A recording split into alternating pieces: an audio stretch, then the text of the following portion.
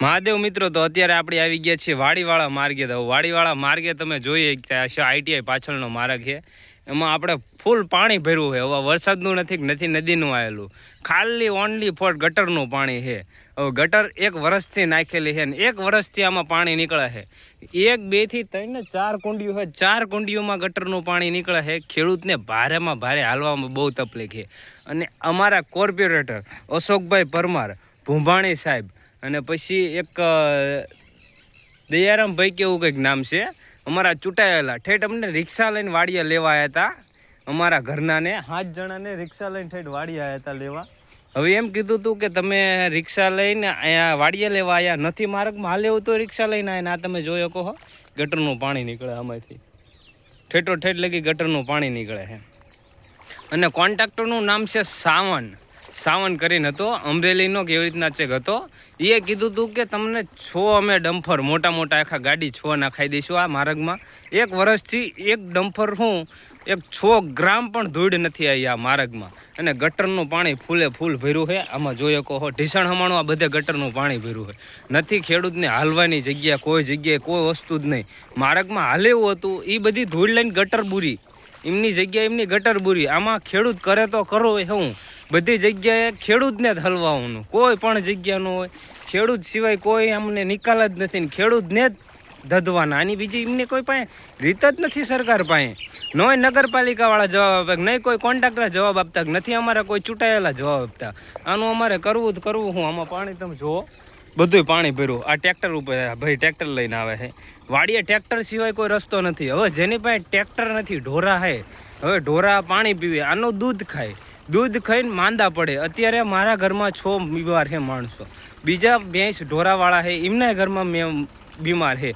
હવે આ ગટરના પાણીમાં હાલવાનું, રોજ ખેડૂત હાલે બીમાર પડે. આમાં કઈ રીતના શું કરવું, આનો કોઈ જ નિકાલ નથી. વાત કરવી તો કે અમારે ન આવે, નગરપાલિકા અમારે ન આવે. ગટર નાખતી વખતે અમારે આવે, અમને સહી કરવાનું કીધું જ ના કે અમે નાખી દઈશું. લખીને ન આપ્યું, લખાણ ન આપ્યું, કોઈ વસ્તુનો આનો નિકાલ આવતો નથી. ગમે એમ કરીને આનો નિકાલ લાવો. અમે આનાથી કંટાળી ગયા આ પાણીથી. કોઈ પણ કરીને કંઈ પણ તમે કરો, આનો નિકાલ લાવો ગટરનો પાણીનો. અને અમને આ માર્ગ જ્યાં લગી ખોઈ દો તમે, એ માર્ગ બોરી દો મહેરબાની કરીને. આમાં હમણાં ચૂંટાયેલા માણસોને કેવી હી ઠેઠ રિક્ષા લઈને વાડી આવી શકતા હોય તો આટલું પૂરી નથી શકતા. એકવાર તમે અહીંયા આવી જાઓ, આ ગટરના પાણીમાં હાલો, બાપના બોલે કહું કે તમે સિવિલ સિવાય છે એડમિશન ન તમને મળે, કોઈ જગ્યાએ એડમિટ ન કરે તમને સિવિલ સિવાય. આ ગટરના પાણીમાં હાલવું કંઈ નાની વસ્તુ તો છે નહીં.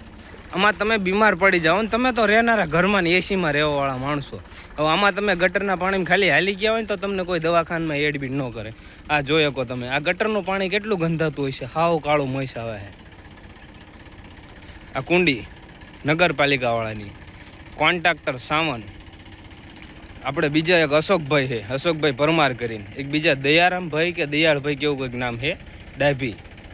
અને એક આપણે આ ભૂંભાણી સાહેબ, અને એક સાવન પરમાર, એટલે સાવન અટક તો ગમે હોય પણ અમરેલીનો હતો લગભગ. તો હવે એ ભાઈ એમ કીધું હતું કે હું આમાં ડમ્ફર નખાઈ દઈ. આ જુઓ તમે ટ્રેક્ટરના વ્હીલ કેટલા બુડે છે.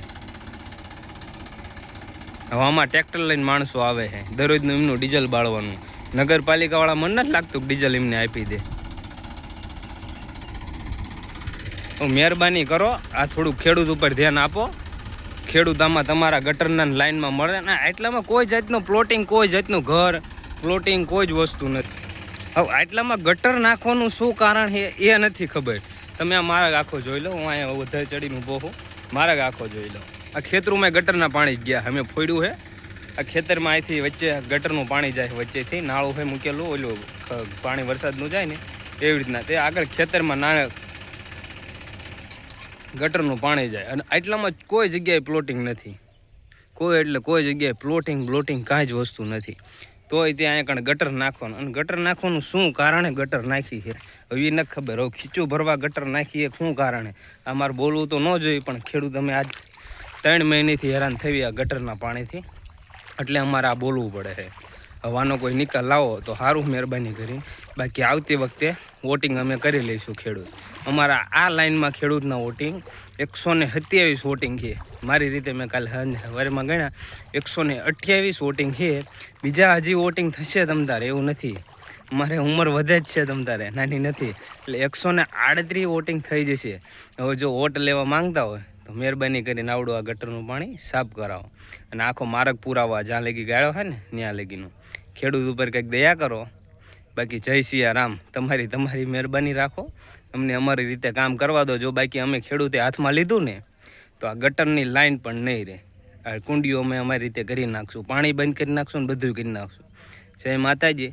તમને અમારા વિડીયોથી સમજાણું હોય તો મહેરબાની કરીને અમારો માર્ગ આખો પહેલાં પૂરો અને ગટરનું પાણી બંધ કરો.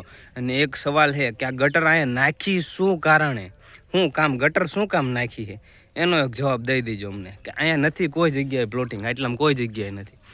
1 કિલોમીટર ઠેઠ લગી ઓલા ખેતરો જ છે. આમ તો ઠેઠ વાસણા સુધી ખેતર છે, આમ ઠેઠ કોટડા સુધી, આમ કોટડા રોડ સુધી, આમ ગણો ને તો ઠેઠ પ્લોટ સુધી.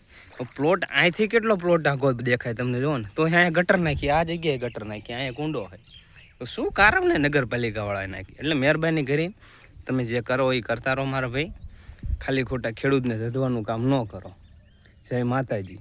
સમજાય તો વંદન, બાકી હર હર મહાદેવ. આનો કંઈક નિકાલ લાવો. હા, અમારી નિવેદન છે સરકારને અને નગરપાલિકાવાળાને. અને અમારા ચૂંટાઈને આવ્યા ને જે અમે લાયા છીએ, અમારા વોટથી આવ્યા એમને. બાકી મને ઠેઠ પાણી વાળતો હતો ને વાડીએ લઈ ગયા છે. 400 રૂપિયામાં પાણી વાળવા ગયા હતા ને વાડીએ ઠોકી ગયા.